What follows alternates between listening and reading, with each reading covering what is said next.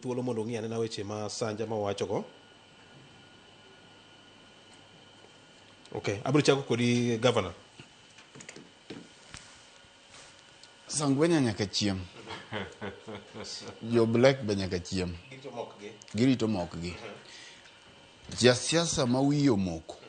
Jasiasa mora mora nigi wiye. Kech adwa ne ago gini kwa duogo e redio kocha. Yes. To ambok wiye matin. Yes. Jasiasa no ochwe gi wich. Ng'at ka ng'ato no ochwe gi wich.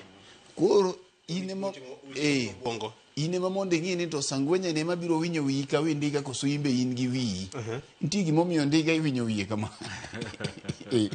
Kidwa loko to nekech ndiga ok wuo. En komi winyo wiye kodhiye motimo ang'o? Emodhiye. Makata ka ok imako brege to ka ok imako brege to odonjo makodi e pi. Koro aparo ni wa blame Sangwenya to jotelo bende wa blame. Kech nitiere gimomiyo Nyasaye omiyo gi obwongo monego bed ni gitiyo godo.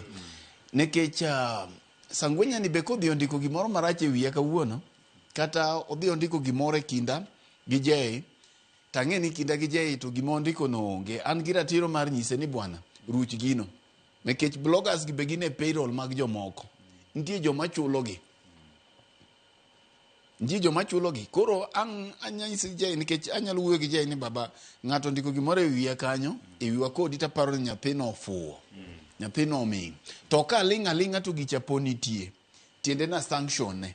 Samoro bende ane manyalo bedo na mnyise ni dhi wach kama. Koro siasa migoyo gi bloggers pod en siasa maparo ni orem. Jatelo man gi chia kadwa wacho gimoro tichio tiwache nikech nyaka ibed ng'ama